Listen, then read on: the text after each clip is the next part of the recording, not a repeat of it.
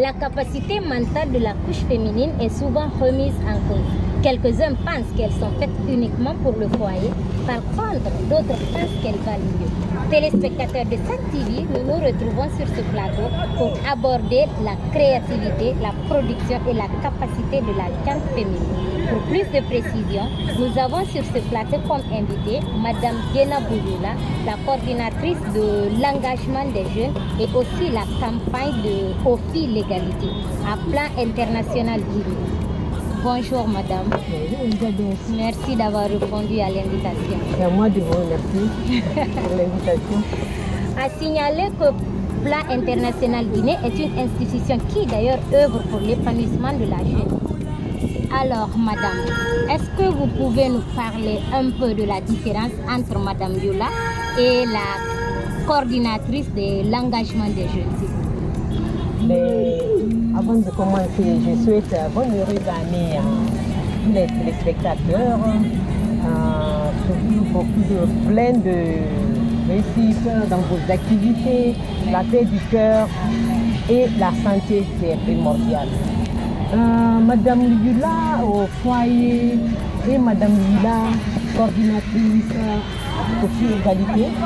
Madame Yula au foyer, Madame Yula s'occupe de 3 jeunes filles de 16 ans qui font cette année la terminale.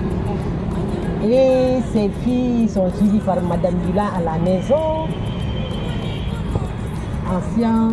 J'essaie de travailler avec les filles pour les donner d'orientation, comment elles doivent se comporter à la maison, comment elles doivent se comporter à l'école envers les professeurs et comment elles doivent s'habiller pour aller à l'école.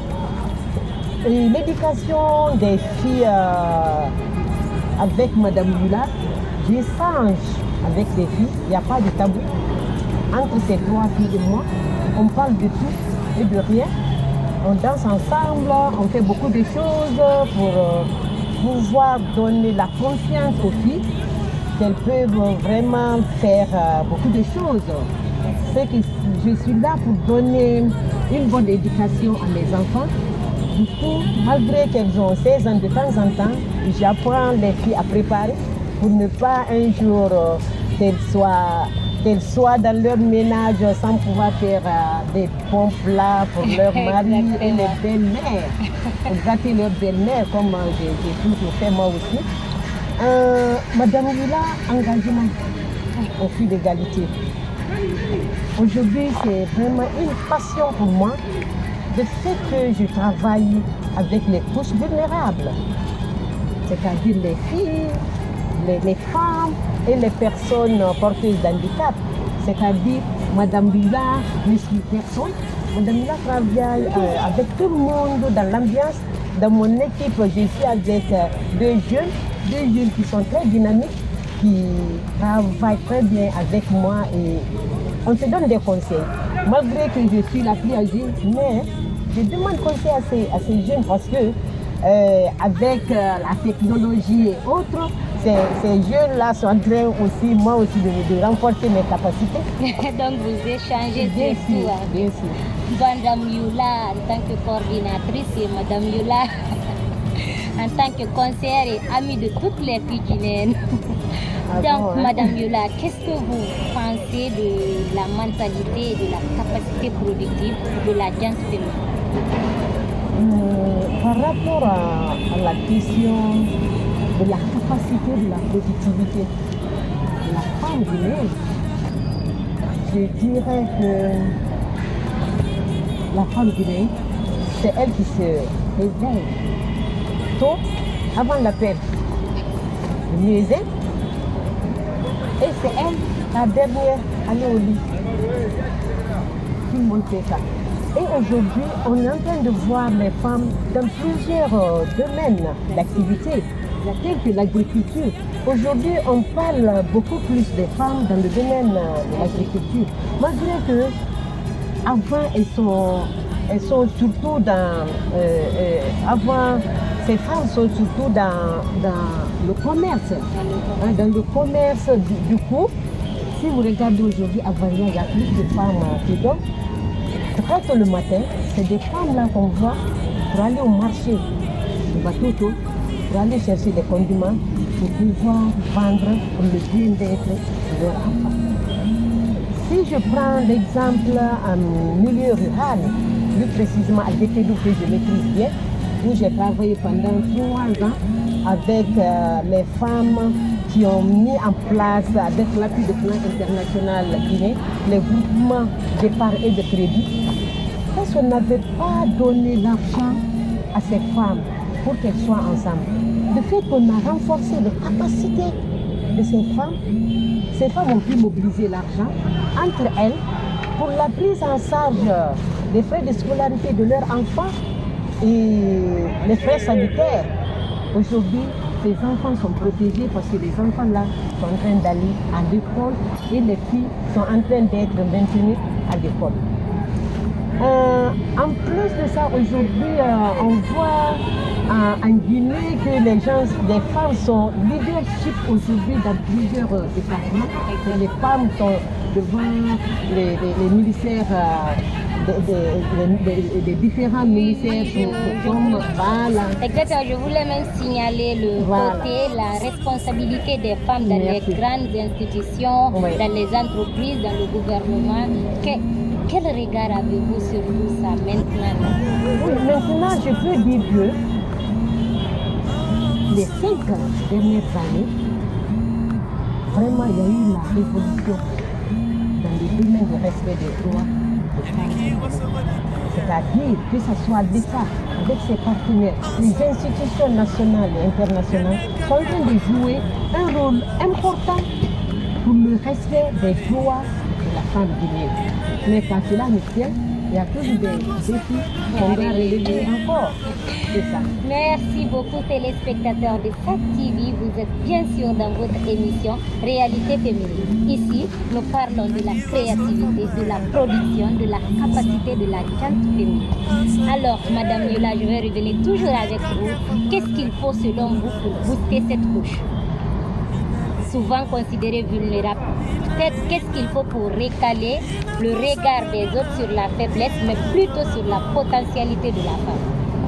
Pour répondre à cette question, booster les compétences des femmes, on va prendre 3 niveaux. La première, niveau familial. Deuxième, niveau communautaire. Et troisième, niveau national. Au niveau familial, il faut que les parents on doit sensibiliser les jeunes à travers le cadre. Les parents doivent tout faire pour maintenir les filles à l'école. Aujourd'hui, ce n'est pas le problème de dire que j'ai scolarisé ma fille, non. Le problème n'est plus là. Mais c'est le maintien. Exactement. C'est le maintien. Quand vous regardez dès l'âge de 16 ans, on dit ok, la fille là, elle est bien, nous sommes pauvres, est-ce qu'on ne va pas donner notre fille en mariage? Non, ça ne va pas résoudre le problème de leadership. C'est le maintien, on va sensibiliser les ONG, les structures des jeunes, donc il faut sensibiliser les familles pour maintenir les filles à l'école. Au niveau communautaire, il faut faire des plaidoyers. Faire beaucoup de plaidoyers pour que les femmes, on va dire ce qu'elles participent, que les femmes soient impliquées dans la prise de décision de leur communauté. Il faut que les femmes soient écoutées. C'est que les femmes vont dire par rapport à leur émancipation. Il ne faut pas que ce soit tout le temps, c'est les hommes qui sont en train de prendre des initiatives. Les femmes doivent faire ça, laisser les femmes s'exprimer. On doit faire beaucoup de plaidoyer dans ce sens, mais je pense que nous sommes en train d'aller sur le sommet. Au niveau national, vous savez que la Guinée est dotée de la politique nationale déjà depuis 2011. Depuis le 14 janvier 2011. Le document là a été validé. Tout ce qui se trouve dans le document là, il faut qu'on respecte. Il faut que les lois que nous avons votées, il faut que les lois soient appliquées au niveau national. S'il faut traduire ça dans les différentes langues nationales. Pour nos mamans, pour nos soeurs qui sont à l'intérieur, pour comprendre de là, pour comprendre le contenu du document. Parce que si on dit seulement on va mettre ça au niveau national et qu'on ne fait pas la restitution au niveau des communautés, ça peut freiner vraiment le leadership et l'émancipation de la jeune femme. Exactement, en tenant compte de nos réalités dans notre communauté, en Guinée surtout, est-ce que vous croyez à travers ces documents que le gouvernement a ratifiés peut-être pour les femmes, est-ce que c'est appliqué? Est-ce que vous croyez qu'on doit impliquer les femmes qui sont déjà au coin et le recoin de la Guinée pour faire connaître le contenu de ce document? Oui, je peux dire oui, parce qu'à partir du moment qu'il y a 2 départements ministériels qui s'occupent des femmes et des filles, le gouvernement est en train de faire beaucoup de choses dans ce domaine. Et avec les partenaires, l'État prend le savoir-faire international qui couvre tout le pays. Du coup, partout où nous faisons la sensibilisation avec les autres partenaires aussi. Il ne faut pas qu'on ignore ce que vous, les jeunes filles, vous êtes en train de faire dans ce sens. À partir du moment que vous avez des représentants à l'intérieur du pays, vraiment ça prouve déjà que vous êtes en train de parler de l'égalité entre la jeune fille et le jeune garçon. On ne dit pas que les filles doivent dépasser les hommes ou bien les hommes doivent dépasser les... On veut juste l'égalité, surtout dans certains domaines dont nous parlons quand même. C'est la moindre des choses. C'est ça. Alors, Madame Yula, en votre qualité de coordinatrice de l'engagement des jeunes, comment influencez-vous votre entourage? J'ai oublié un point d'abord. Avant de parler de tout ça, il faut surtout l'autonomisation des femmes.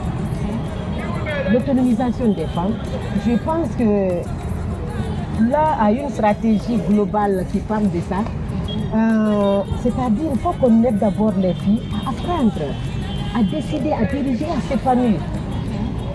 Dès qu'on respecte les 4 axes-là, ça pourra aider les filles pour leur émancipation et pour leur leadership dans la vie. Comment j'influence maintenant? Comment j'influence? Votre entourage. Mon entourage. Puisque le fait que je travaille avec les jeunes, je ne viens pas m'arrêter devant les gens comme ça, parler. À partir du moment que j'essaie de renforcer les capacités des structures des jeunes, qui sont là comme les vulnérables, qui vont défendre leurs propres droits, c'est des structures des jeunes là qui vont influencer. Dans les grandes rencontres, Madame Yula parle sur les mutilations génitales féminines. Je ne vais pas me taire sur ça. Le mariage d'enfants, parce que je suis contre ces fléaux qui sont en train de jouer négativement sur les jeunes filles et sur nous-mêmes, nous les femmes. Je parle de mutilation génitale féminine parce que ses inconvénients et les problèmes après le sujet. J'explique aux gens le mariage d'enfants les filles. J'explique ça pour permettre aux gens de comprendre de ne pas donner des enfants avant l'âge. Il faut qu'on respecte ça, c'est la loi. C'est très simple.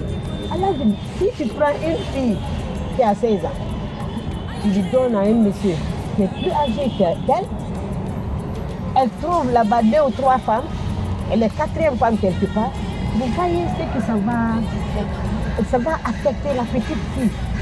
Ça trouvera que son corps même n'est pas prêt pour recevoir son mari. Du coup, il faut qu'ensemble, avec votre appui, vous les jeunes, donc si je comprends bien, vous renforcez les capacités des jeunes de la société civile pour être intermédiaire entre Madame Yula et la communauté. Oui, même moi-même, je fais vraiment beaucoup de sensibilisation dans ce sens parce que chaque fois quand je viens dans la communauté, comme je l'ai dit tantôt, je parle de ces fléaux, en même temps les viols, aujourd'hui, les viols. C'est très récurrent. On regarde ça. À tout moment, à la télé. Les enfants de 5, 2, 3 ans, qu'est-ce qu'on va faire avec ces enfants? Quand même. Heureusement, le projet est là pour nous aider à trouver la paix. Quand même, heureusement. Alors, Madame Youla, souvent dans notre communauté guinéenne, les féministes sont considérées comme rebelles. Qu'est-ce que vous pouvez dire à ce niveau? Les gens qui pensent que les féministes et les rebelles, ce ne sont pas des rebelles. Je vais juste vous donner une petite définition du féminisme D'accord. qui est une doctrine ou un mouvement pour défendre l'égalité entre l'homme et la femme dans toutes les sphères de la société. Les féministes ne sont pas des rebelles. On demande juste l'égalité dans certains domaines. Que le domaine politique, social, juridique et culturel. Si vous regardez un peu les stéréotypes qui pensent que c'est le garçon qui doit jouer au ballon et la fille doit tout le temps balayer la maison, laver la maison, faire tous les travaux à la maison. Du coup, c'est l'égalité-là que nous demandons. Je n'ai pas dit que nous sommes rebelles, nous ne sommes pas rebelles. Mais je vais dire quand même qu'en Guinée, il y a eu beaucoup d'avancées. Beaucoup. Parce qu'aujourd'hui, quand on parle même sur des violences basées sur le genre, surtout l'NGF, aujourd'hui les religieux sont en train d'aider. Les religieux font la sensibilisation. Déjà, on fait un grand pas. Un grand pas. L'année passée, d'ici février de l'année passée, les religieux mauritaniens et Maroc étaient là pour échanger avec les nôtres. Sur le sujet. Oui, sur le sujet. Du coup, ça donnait encore d'autres connotations, dire que ce soit les religieux. Il ne faut pas qu'on oublie les artistes qui sont en train de faire beaucoup de sensibilisation. Comme les banlieusards. Comme les banlieusards surtout, que j'aime bien aussi. Comme les banlieusards. En même temps, il y a d'autres qui parlent sur la féminité de la femme, qui parlent des louanges de la femme qui est patronne. Vous voyez un peu? Voilà, il y a ça. En plus, je ne vais pas oublier, vous les jeunes, les structures des jeunes, vous êtes en train de faire un bon travail sur le terrain.